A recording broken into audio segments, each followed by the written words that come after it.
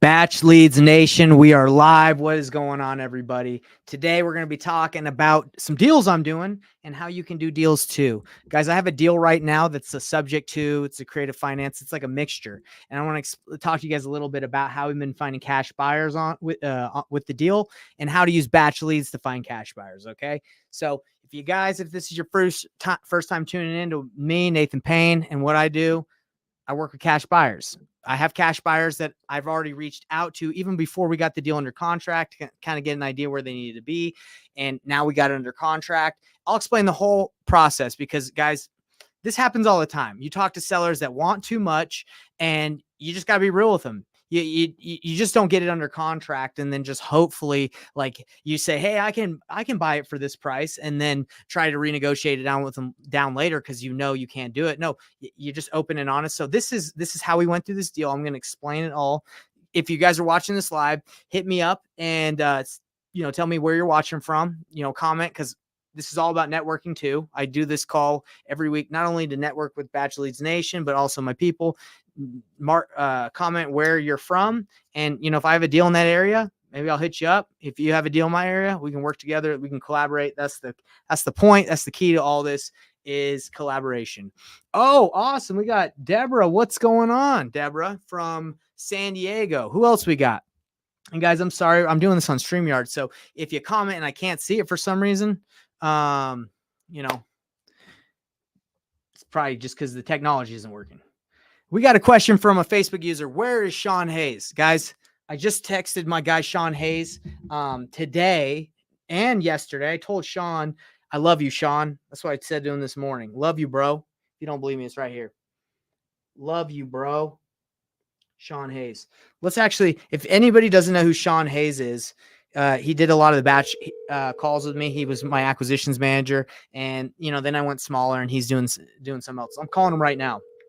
Me and Sean have been friends since the 3rd grade. So let's see if we can get him on here. Looking for buyers. Awesome. You've made the right call, Deborah. Looking for buyers. Chandler. I'm calling him. Let's see if we can get him on. Crazy. Deborah's brother is here too in San Diego. Call has been forwarded to voicemail. I like when you're trying to reach is not available. I love when Sean was on the calls.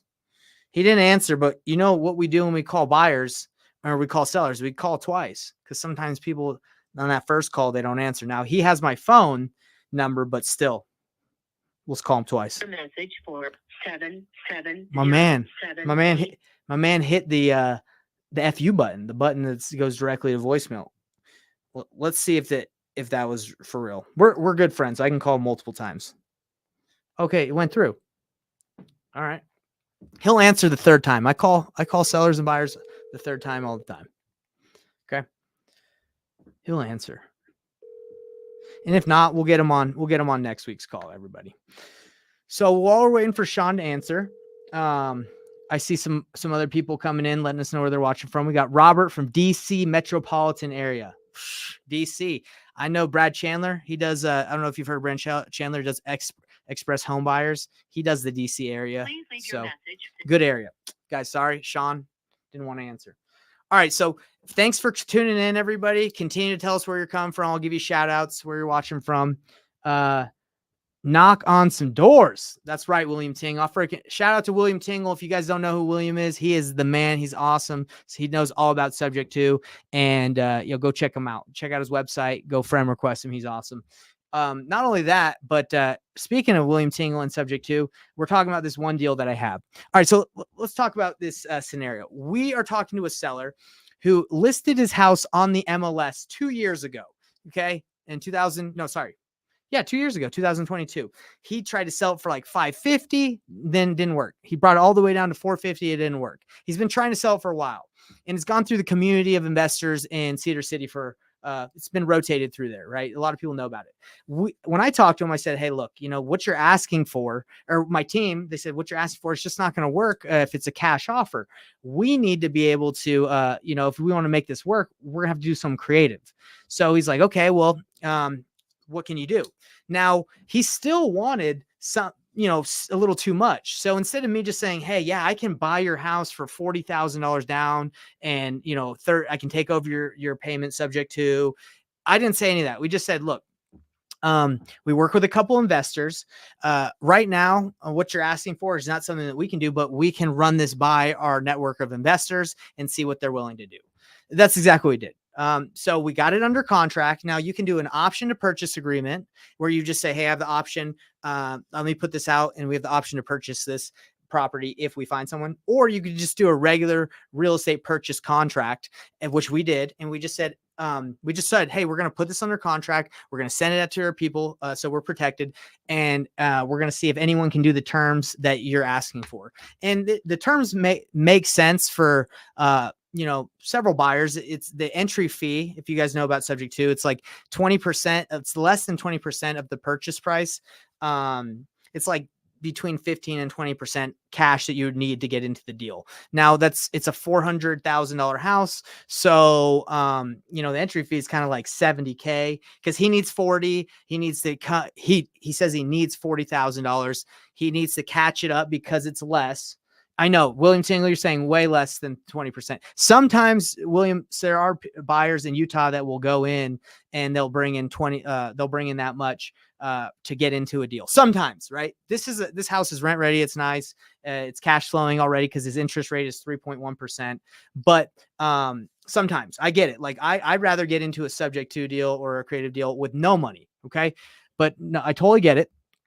So we send this out and he's like, I need 40. I need to catch up because I'm late. I'm behind on my payments. I'm about $16,000 behind. And we want to make a fee. And how would we collect the fee? We'd collect it by getting the entry fee, or maybe we can structure something later on, but we're trying to get it up front. So we've sent this out. And William Tingle, you're absolutely right, brother. Most people are like, dude, I can do 10% down, or I can come in with like 13%. So the most people are willing to do is like 50,000, right? 40,000. That's many of the offers that we're getting. They're willing to take over the terms at 3.1%. They're willing to come in, but they don't want to bring in like 76, 80,000. Totally understand. So what do we do at this point, right? We can keep looking for buyers. I've had about before we put it under contract, I had about 3 or 4 buyers go through and they kind of gave us their number and we told the guy, hey, this is what people are saying. He's like, no, I need more. So then we're like, okay, well, let's see if anybody else. So that's when we put it on Facebook. We blasted it out. We've had about 30 people respond and they're all within the 12 to 15% max that they're willing to bring in to get into the deal. So what do we do here? I got BatchLeads. I can look up the property right now and I can see what cash buyers are buying in that area and I can make calls. And I'm going to show you guys how to do that. I can call and just say, hey, I got a really good property. You can get in, take over the payment. It's a really low mortgage, low interest rate. We can do that. Or we can take all this information and say, hey, Mr. Seller, I'm really sorry, but out of all our network, everybody is saying the most that they can come down with is so-and-so, right? Like with our fee, right? Because we want to make money. Or we can just say the most people are willing to do is 40. That doesn't include our fee. We would need to make something for this service for helping you out and see if he's willing to take less than the 40,000 he wants up front. Plus, we got to catch up his payment plus our fee. So that's the scenario we're in right now. And thanks to BatchLeads, obviously we can dive in a little bit deeper. We know a lot of this information about his mortgage and all this stuff because of BatchLeads. But this is like a real life scenario. What's going on with a seller who's been holding out for years because he wants too much. But he's motivated and he needs to sell. He keeps on trying to sell. I don't know I don't know this information because I have been negotiating with him. One of my team members has been doing that, but I don't really know the scenario necessarily, like why he needs to sell. Like what's the motivation behind getting out of there? But I am curious if anyone has any questions about this deal, how we structured it, how we signed a real estate purchase contract. We told him we were going to run it by our investors and to see what offers came in, because we're not going to buy it. I'm not putting down $80,000 or $60,000 to get into this deal. Again, I've done subject to deals. I own a property that I got subject to when I first started, and I put down like $4,000. Another one I got in like with no money. So when you got to come in with money, I don't like those deals. I'd rather get in with little to no money, and that's most people. So let's see my man William Tingle. We should bring William Tingle on here one week. Actually, William, if you want, I can have you hop in here because you are the subject to master. Let's see, bought a house last week where 225, gave the seller 10K, took over the 100K loan at 3.125%. Seller had to move back home to Marshall Island in a hurry. I know about the Marshall Islands. I know a couple people from there. Paint carpet. We would put it on the market and make 70K after fees and closing costs. All right, William, if you want, William, because I look up to you, you're awesome, and I've learned a lot from you. I'm going to go on Facebook right now, and I'm going to send you a link to this if you want to hop on the live. You don't feel like you need to, William, but if you want, it would be an honor to have you on here, and you can tell us a little bit about a little subject too. So I just sent you the link. Again, feel free to hop in if you'd like. We are live, and I know you don't mind that. So he's got a jet. No worries, William. So yeah, William is great. He got into that deal with 10K carpet paint. He's going to put it right back on the market. Now, the thing with us is this house is already in good condition, right? Like there's not much to do to it. If we got it and we bought it like at the price that he's saying, it's not necessarily like you put money into it and then you can relist it, because he's kind of asking for around retail on like what he wants. This is more of a cash flow play, equity play, and then you would sell in the future because there's like not a balloon on the mortgage. He doesn't need you to pay it off in a certain amount of time. He's like, yeah, take over for the life of the loan. We don't really care. So let's see what Ed's got to say. What extra strategy are you most into right now? What's your bread and butter? And what have you found so difficult that is not worth your time? This is kind of my bread and butter, is like when we talk to sellers or we talk to other wholesalers, we run the deals by investors that we know and trust. And so we don't have to get the deals under contract. We just say, hey, let me just run it by some of my buyers. So that way I don't have to tell them I can pay a specific price and lock it up and have to be like, oh, sorry, I can't buy it. I don't like doing that unless I know it's like a deal that I'm going to buy myself or it's just a no brainer. I just tell people. So this is a scenario where we're talking to the seller and we're saying, hey, Mr. Seller, what you're asking for is not something I want to do or I can do, but I have a network. You mind if I run it by them? And then that's what we're doing. That's the bread and butter. That's what I find worth my time. And that's the extra strategy. It's like transparent wholesaling, right? Because not every time someone will call you or you'll call a seller and they'll be like, yeah, man, if I can get 50% of what it's worth, I'll sell to you. Like, or if I can get 200,000 and you see on Zillow, it's worth 350. That doesn't happen that much, but if it does, and you're like, oh, well, why are you selling? Why are you asking that? Are you have you thought about doing any other options? Then they tell you, oh, you know what? My house sucks. I've already had a ton of people who have made offers, have lowballed me. I just want this and I'm done. Then you just lock that thing up and you either buy it or you wholesale and you make a good fee because you were transparent and you were like, hey, you sure you want to do that? That's how I operate. But again, like, let me give you an example. We just did a $35,000 deal last week. And what happened was this guy was a default. He was going into foreclosure and he had a real estate agent. And the real estate agent was like, hey, I'm just looking to get him cash offers. His house is pretty bad shape. I'm just looking for cash offers. So I said, hey, do you mind if we just run this by our network of cash buyers? I don't need, like, we didn't talk about signing any contracts. I know she wouldn't have wanted to sign a contract either because she was talking to multiple people. So I said, let me just run my buyers through. So I called a couple of my top buyers. They walked through at like 12 o'clock on a Friday, had 8 people go, had multiple offers. I had offers ranging from 250,000 to 350,000. Then the agent was like, hey, do you have the offers ready? And I said, yeah, I do. And she's like, well, we're looking for highest and best. So because I already knew that I had buyers and where they needed to be, my offer was really, really strong compared to all the other wholesalers that that said they could buy it. Right. So when all the offers came in, she got one offer from a wholesaler at like 370 saying 5-day due diligence period and $100 earnest money, for example. Another one, I'll do, another guy would, for example, is 365, 7-day due diligence period, $1,000 earnest money. My offer, it was 315, $50,000 of non-refundable earnest money, 0-day due diligence. So when my offer came in, she saw the other ones and were like, hey, that's really high. That's really high. They're probably just trying to lock me up and they have a due diligence period and little to no earnest money. Mine, they're like, this guy's real. He's seen it. He's putting down $50,000 in non-refundable earnest money. And yeah, there's no due diligence period. So these guys are actually going to go through and just do what they say. So was my offer the best? No. But was it real? Because I had people go, and people I work with and I trust, I call it painless flipping, just send them through, let everyone know what's going on. It worked. So you don't need to do that strategy, painless flipping, in every scenario. But when you asked what extra strategies are you most into right now, it's that strategy of just not having to waste my time, just being transparent, and letting people know what's going on and getting buyers through. Okay. Saves me time. And, like I said, if it's a freaking home run, just lock that thing up and you take it down, you flip it yourself, or, you're going to not have a hard time wholesaling it. So we got Robert. I would love to flip houses with knowledge and connections. Okay. Any code violations available in batch? So code violations are not available in batch as far as I know, at least in the county and the city where I am. You have to get that from the county. You have to get that from specific cities. In Utah, where I'm at, you have to actually email them.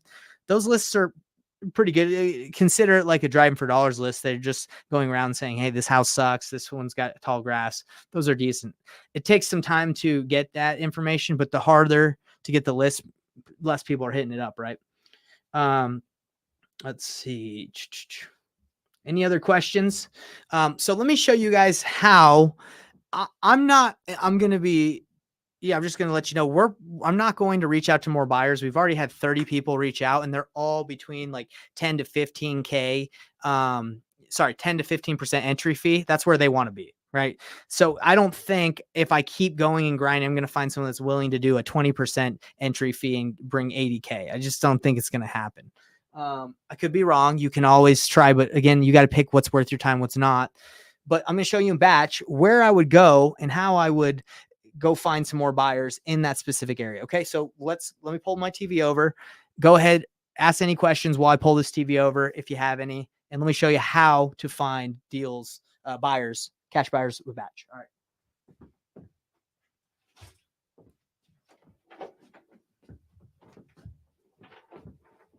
All right. This is my nifty vibe board. If you guys don't know what a vibe board is, it's just like a giant iPad. It's a giant iPad TV. Okay. All right. I got to turn off my nice light so you guys can see it somewhat. Okay. So if you got batch, if you don't have it, message me and I'll give you a link. And you guys can try it out for free. I don't know the time limit, a certain amount of days, but anyway, so you go over here to the left-hand side. And by the way, this is really cool. Like, you don't even have to be in wholesaling to use BatchLeads. Like, my dad the other day asked me to check out some information. My brother-in-law's like, hey, can you check some stuff? Like, it just has great information out there in regards to real estate properties and all that stuff. So all you do is you go to, we're just going to pick this address right here. So you just pick the address that you're looking for cash buyers on. Okay. As you guys can see, the address that I'm looking at, I know it might be kind of hard to see. I'm sorry. Got to make this darker, but you just type in the address you want. Down here at the bottom there's a little pencil. Okay. In the pencil, when you click on it, you can draw a box or a circle or anything around your property that you have that you're looking for cash buyers. Okay. So I'm going to go here and draw a box around the property that I'm looking for a cash buyer. Okay. So it's loading. It's like, okay, let's process this information. You just go to map, quick filters, and you see a bunch of good data. You see, okay, 19 absentee owners in this area. If I want to specifically buy a house in this box, I could call all the absentee owners in that area. But what I want to do is go to cash buyers. Okay. So in this little square, there's 14 cash buyers. Okay. That's what it says. It says there's 14 cash buyers. And if I go to on market, I can see cash buyers that purchase properties that have been flipped and that have been listed. Okay. So if I go right here to 599, that's what it's asking for, 599,000. I can click on this and I can click on the details and I can see the agent that represented this under MLS, I can see the agent that represented this flipper on this deal or the builder, and I can call that agent. Okay. That's one of the top things I like to do because sometimes I can't get a hold of the buyer, the flipper, because he's, whatever, he's got an LLC and I don't want to do all the work to find out who owns it. I'll just call the real estate agent, and it says their agent information right here, listing agent Kenneth Sperry. Okay. I'll call him and say, hey, I have a house right down the street from where it looks like your buyer flipped a property that you represented. Is he looking for any more flips? I'm a wholesaler. Okay. Nope. Don't pitter patter around. Just, I'm a wholesaler. I have a property. Would he be interested? I can wholesale to him. Or you can go to Skip Trace and you can skip trace that buyer, and it's for 9 cents. You can have that information lickety split. Okay. So that is how I use Batch to find buyers in the specific areas. Now, I don't need to do it for this one that I have because I already got a great idea that I'm not getting to find somebody. I might be able to find somebody if I work like really, really hard and look and keep calling. But I'm like, no, most people are going to be around, 50 to 60K down. And I just need to talk to the seller and say, hey, look, I know you want 40. We got to renegotiate on that. And my fee, I got to drop it a little bit. Okay. So guys, that's the scenario of the deal I got right now. Hope that was helpful breaking it down. One day maybe next week or in the future, we'll get William Tingle on here and he can explain subject to deals. He's about to make 70K on a deal. Gosh dang, that's a lot. Anyway, if you found this information helpful, it really helps the algorithm. If you just like wherever you're watching this, if it's Facebook, YouTube, doesn't matter, just like this. And then it's going to say to the algorithm, hey, this is good stuff. Also, if you comment, does the same thing. So do me a favor, do all that. And we will see you next week for the painless cash buyer secrets. Peace out, everybody. Have a good time. Get Batch. If you don't, message me. I'll hook you up with a link. Later.